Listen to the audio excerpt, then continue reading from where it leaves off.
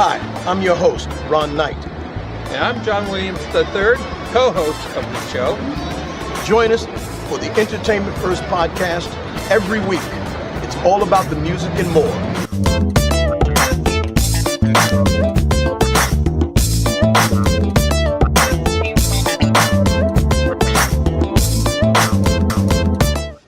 All right, we are back and live, and I'm right here with my co-host, Mr. John E. Williams. Hello, how you doing? It's great to be Everything's back. going. We're going to be rolling today because, you know, we got a special guest today. Guess who he is?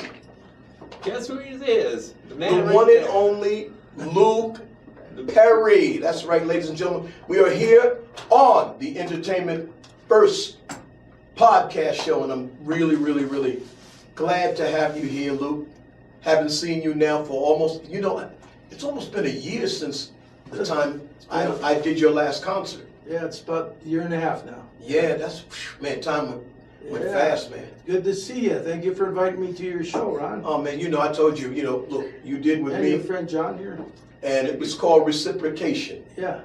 So we got a lot of things to talk about, man. I hope so, because Yeah, I'm ready to talk. I've been sitting We got a lot to talk summer about. long in 120-degree heat waiting for this. Oh, don't even mention it, man. I But tell you're you, I walked back. out You're today. here. You're back in Las I Vegas. walked out today and I felt like, like a piece of, what do you call it?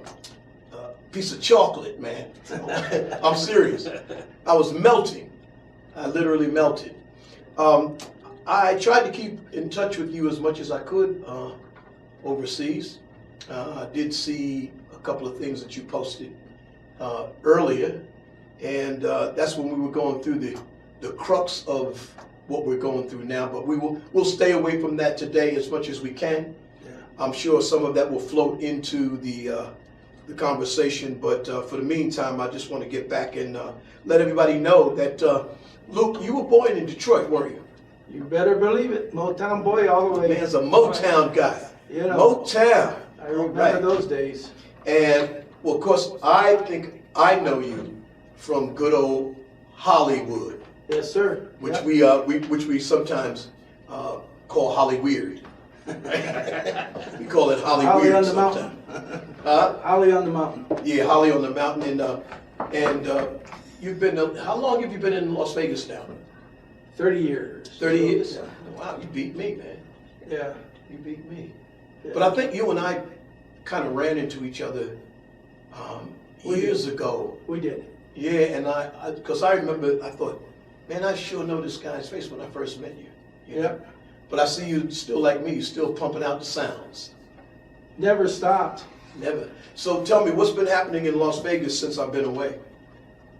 We get into a big void now. I mean, Yeah, that's right. I need to know. You're the only I one need that to jump back over 7-8 months now. 7-8 months. Yeah, that's right. This has been an environment of restriction, not freedom. So, freedom comes with our entertainment.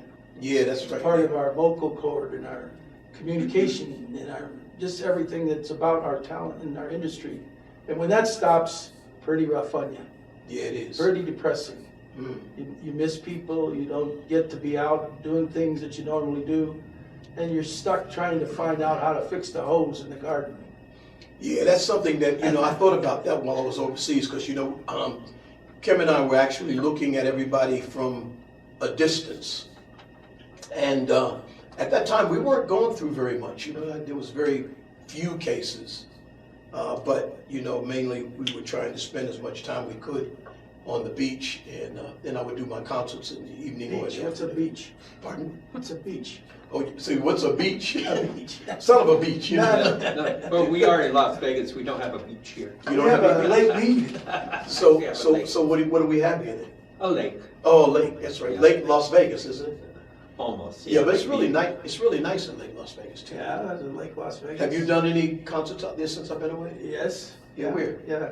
I did get lucky before all the chaos started in January to put on my, that's my 4th award show. Mhm. Boy, what a night that was. It was at the Italian American Club. All right, yeah, really nice, and they got a Yeah. nice room in there now too. Yeah, it was, the interesting thing about doing these is you find out more about the Las Vegas audiences and how they respond to an event that's involved music entertainment. Right. It got real close to the wire, but we sold the place out. There wasn't anywhere to move around in there. All right. And I had over almost 20 performers Oh, okay. that I acknowledged, and we went from everything from R&B to country to rock. We covered the whole thing. The whole gamut. Yeah, no, when I brought the country, they about freaked out on me there. But then I brought Johnny Cash up, and everything changed, you know. Right. So Now you started out as a drummer, right? yes, I did. And tell the people who you actually played with at the time. I know, but a lot of people don't know. You know, it's a long time. Right. So it's more that I've been there when they needed a drummer, so to speak. But I've been on the stage with the Temptations, the Four Tops, and All the right. early group, Yep. the originals people. I've been with The original group, like with David Ruffin and all those guys. So many names that I have met over my career. They don't know me. Some are here and some are not anymore. We lost a replacement temp here just about 2 weeks just ago. passed away, didn't he? Yeah, very nice guy, very Yeah. religious, very good man. Kim and I saw them at the Orleans. Yes. We saw them at the Orleans. Yeah. He had that voice that covered for the spot. But and we've lost our good Johnny B. Good guy this year, or it was this year, I think. But going back to my time, I was exposed to James Brown, B.B. King in his earlier Right. days. When, Yeah. I could go in Lou Rawls and H.B. Barnum. Some people won't know H.B., but Sure. he was very significant in the lives of many of these He did all of his arrangements. So, he was around quite a bit. And it's interesting that since I've been here, I've run across a lot of them, just like I came across you. Sure. We were more like behind there. We were there. Exactly. Yeah. But they really had a good time with us. I had a lot of good times. Well, you know what I find? I find And I can remember Ike and Tina Turner. I find it's hard to sometimes explain to people if you've been back there and explaining it to them now. Sometimes people can't make the connection. Do you find that sometimes that they can't make it? That's why I'm proud to talk about it. But so many, all these professional top names have met so many people. Unless you're there with them all the time, it's not something I like to do because Right. they might not remember me. Sure. It took a little bit for you and I to connect. Yes. But I recall seeing you several Right. times. Yeah, me too. So the same. And I don't, always remember. It's not that I'm losing my memory, Right. here, but there's just so many people. Yeah, exactly. And since I've been here, I got mixed up with another actor with the same name who comes from my bloodline. Right. He's no longer with us, bless him. That's another part of my life story. But the fact is that caused a lot of, when I'd show up, I'd have a crowd and I didn't know why they were there. Yeah, right. So from that point forward, I just started doing other things to get it out of that mode, so to Right. speak. And then you would see the Motown people come here. The second show I had another gentleman who brought almost all the Motown people that are here in Las Vegas to me. Yep. That was quite a night. And his Barry's daughter's a good friend of mine on the Facebook. We don't meet. All right, yeah. Got married, but I've seen her once doing a visit with some of the friends of Detroit. But we're all here. They come Exactly. here. Now what do we do? Yeah, So right. here I am in this beautiful studio. Didn't even know it was That's here. what we do. Yeah, right. I do this all. I do more location stuff, but I get out with my camera people and me, and we go out and film and talk to a lot of the celebrities. Yeah, I think John has a couple of questions he wants to Yeah, ask. go us. ahead. I'm sorry. Yeah, not a problem. And I understand what you're talking about because, I know Jack Bart, he brings in the 70s Soul Jam and Love Affair with people, and I do represent the Shylights and Delphonics. And how many people are calling me today, what's going on in Vegas? Yeah. It's like, what's going on in your city too? But, Right. since March, it's been really, really hard for everybody, and especially for the, older 70s Soul Jam, or the soul and R&B, especially groups out of Detroit, trying to get out there and keep people interested in them. It's really, really tough. for them. We're going to be right back and to hear some more from Luke Perry in a few minutes here on the Entertainment First podcast.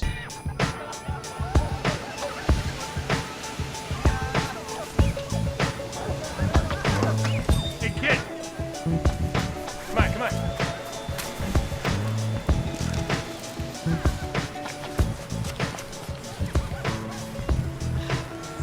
Hey, wait up. There's a mistake. I am more than this. Seems okay to me, kid. Maybe you should check your math. Hey there. Hey, boss. Let's see what you got.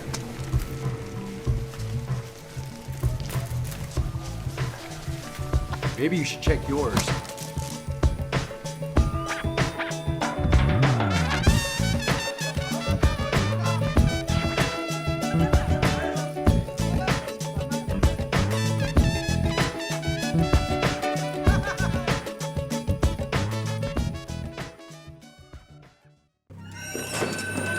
Hey, how you doing? Hey, girl, Nicole. Good luck on the play tonight.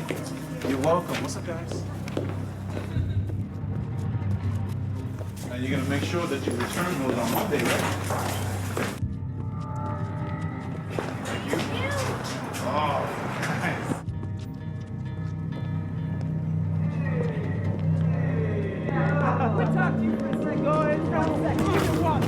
Come on, let me get your water.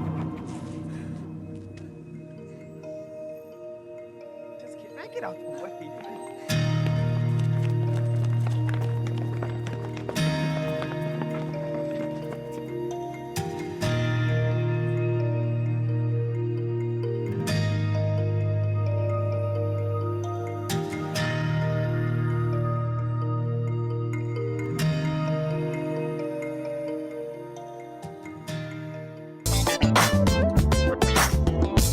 All right, we're back with Luke Perry, and I just want to say that Luke, this conversation with you has been very enlightening, and hope all of our listeners out there are sitting back and wondering how they're going to move forward in a positive way.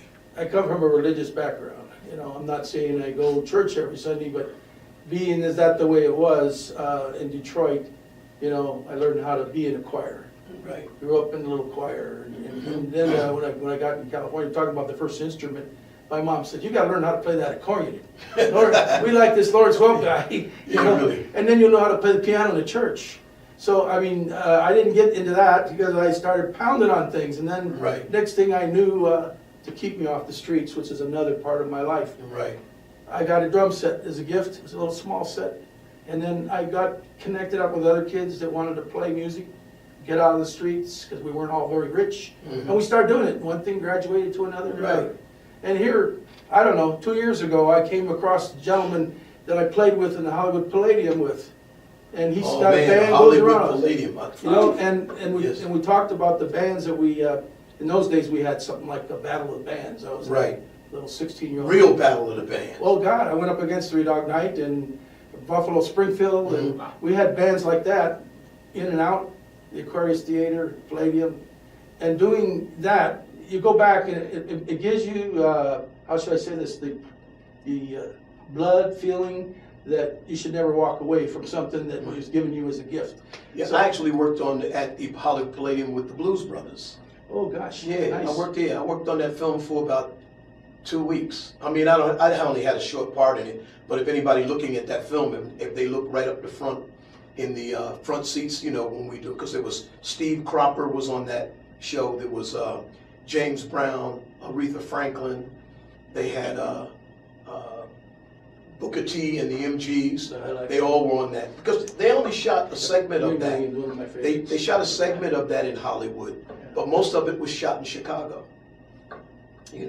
So let me ask you something. I was going to ask you because I know that you got in touch with me about a few of the industry, and what I'm talking about, the entertainment industry protests that were going on here in Las Vegas. And it seems to me that you were moving forward on getting a lot of people to see that, hey, we were in a little bit of a dire strait for not having entertainment in what they were calling the entertainment capital of the world. It didn't seem to be, it didn't seem to be real that they would just wipe out entertainment. If you only knew since I've been here, 30 years, how many millions of dollars have been spent on building that image, and a couple others along the ways that brought the kids into town for a while, not the nightclub kids. I mean, the kids that go out to circus, the parents will bring them and go out. And the different phases we went through, you know, what goes on here stays here, all that. Now, nobody knows what's going on in Las Vegas. Yeah, exactly. I don't want to get into what's going on out there on the streets because I don't go out on the streets right now. Right. I have to stay into my home. But the point is, most everybody here is concerned about what's going to happen when this gets settled down. Right. Okay? And however that happens, that's in God's hands as far as I'm concerned. Right. Because I don't see any leadership on anything by anybody, anywhere, doing what needs to be done. Exactly. Now, And we don't want to get going on that, but I mean, concur. the fact is, when you talk about I'm known for helping the musicians get work. I promote them. You're right. And I'm always giving them a lot of exposure, and I know what they're looking for when I talk to them. Mm-hmm. And as such, I find along the way what is not happening now, which now has reflected upon the marketability of Las Vegas. Right. Yes, we were the entertainment capital, Mm-hmm. okay? And I came from, before I left California, I was a commissioner in the motion picture industry, promoting film and television to Right. keep it in California. When I came here, I found nothing like that. Right. And then I jumped over to the music part, found a lot of it. And then now we're at this stage where nobody knows what to do anymore. Right. We're all doing different types of things just to keep our abilities up to grade. Sure. And it's totally reflected upon the marketability of this great Las Vegas and the entire state of Nevada. You know, I mean, there are places now you can go other than Las Vegas. That's what people really discovered, that are still active and weren't pushed into the corner by all this, whatever you want to call it. I don't want to talk too much about it because I'm not an expert, I'm not a medical person. Right. But I can tell you this, keeping people working keeps everybody healthy. Yeah. From That's the it. top That's to the the bottom. key. I don't care. And if you go against that, you're going against every kind of employment opportunity for anybody. Whether like your associate here has done different things other than entertainment, so have I. Yeah. I do a lot of things. I get behind the camera. I don't always give speeches and talk to people, do things. Well, I had my last interview with you, remember? Yeah, it was fun, enjoyable, and I intend to do that again because you know, people need to know you're back. Right. Where you're coming now is a good time because it's beginning to settle in Right. that if the right things aren't done, that's going to be nothing. You know, it's funny. I'm not being negative here, by the way. Yeah, but it's really funny because I have actually, one of the things that has come out of me being a dual citizen in 2 different countries, and my family being dual citizen, my whole family is dual citizens.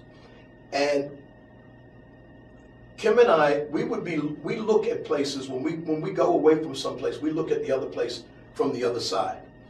And believe you me, we were in tune with what was going on over here. We were really trying to stay in tune because we knew we had to come back. And it was really funny because, do you know, when we decided to actually come back, we were stifled twice, where they wouldn't actually let us out of the country. But the timing was impeccable because at the time, everything switched over to Australia.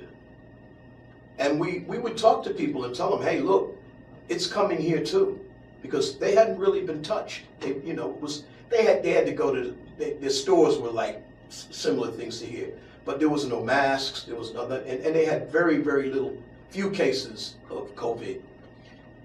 But that timing that we've had each year that we've gone back has been really, really good to come back when things have kind of settled down.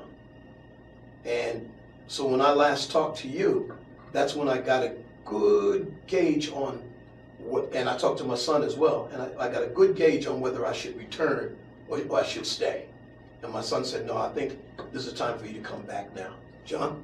Yeah, and you were talking earlier about you getting into film, and you used to be vice president of the LA Film Board, correct? Yeah, How was that? I was lucky. I'm very proud to be here with Ron and the owner of your company here. I served as a commissioner under the first Black American mayor, and that was Tom Bradley. He's long been gone. But, you know, I had a lot of interesting experiences, including the riots. So when I look at our riots now, I say history's repeating itself. That's right. Somewhere Exactly. along the line, somebody quit talking. And I don't want to get on it because it involves a lot of people that I don't really want to talk about. Right. But the fact is, my background in that area was very, very door opening in looking at today and meeting and talking with people who did not see that in their lifetime. Right. And I did. Mhm. And when we talk about the people that were entertaining over there, Mhm. to me it was like here now. Yes. I mean, the people that you see me with are the same as what I would do over there. It was no big deal to go in the club and That's sit right. in front there and have Ike or Tina say hi. They would just see my face. She probably don't remember me, that blessed screaming, dancing lady. And he's long gone now. But the point is, here it's the same thing. And I never walked away from it. I couldn't. No. I tried a lot of other things, and I sit in the computer, I'll play with the camera, I'll do editing, all these, but these are tools for me. The main thing is what you and I are doing here. I'm not singing, but if you ask me to sing background, you could tune me in right now. But the point is, you do sing, and that's why I'm here. Yes. You No know, worries, man. I appreciate, I really A appreciate voice. you. I appreciate you coming to the show because we're going to have a lot to talk about in the near future. Okay? Yeah.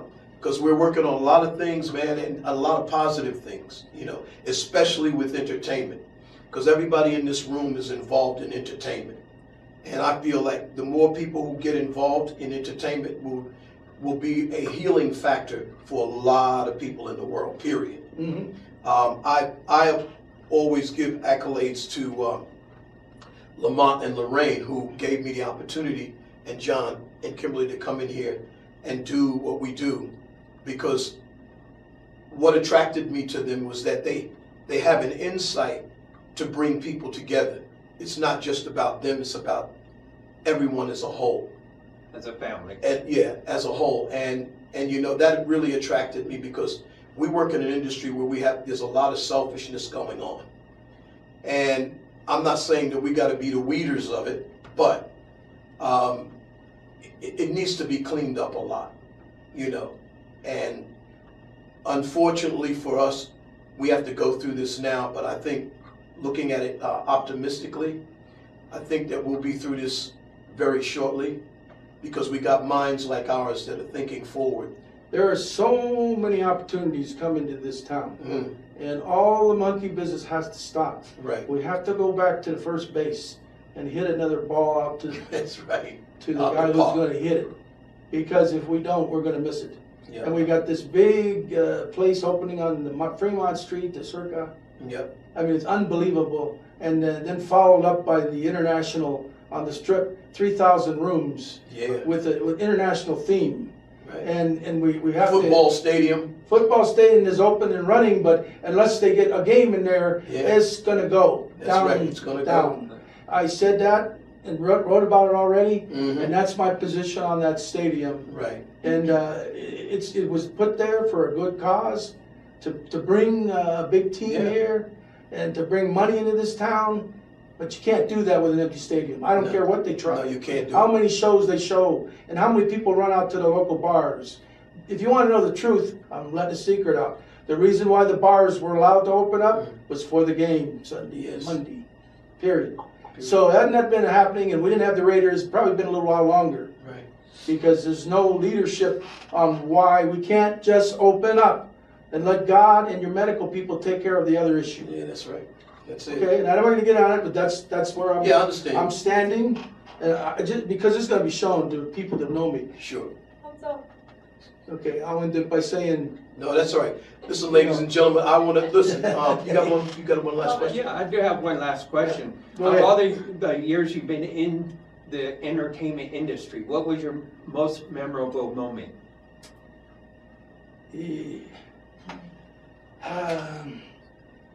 there have been so It's many. hard, so many, How right? about meeting him? I can tell you about my thread of 30 No worries. years. But if I had to tell you, I don't know if you're recording or not. Yep. You are. My first big person that I ever met that would be, in the old days, would be considered not a musician, but a hell of a politician. And that was my night that I sat with Vice President Hubert Humphrey, and I was assigned to the Secret Service, so I sat with him and his wife Muriel. And that was the night, of course, he lost to Richard Nixon. Oh, right. But he sat beside me, he said, Luke, if I make it, you're welcome in my home. And he said, what home? And he said, you can come to the White House. So I look back at that, and ever since that point, he gave me, I was only like 20 years old, Yeah. the push to believe that it don't matter who you are. No. I can meet you, and you may not want to talk to me, Yeah, but I'll come back again, I'll meet you again, There you and go. again, and again, and again, until you know who I am. That's right. Because I want to know who you are. Right. So I just kind of go that way. Well, you know what? I appreciate you saying that one of the best times was when you met me. That is really cool. With that, ladies and gentlemen, I'm here to say the one and only Luke Perry has been our guest today. And thank you so much, Luke, for coming on the show. Thank I will you. see you again soon. Thank you very much. Thank you.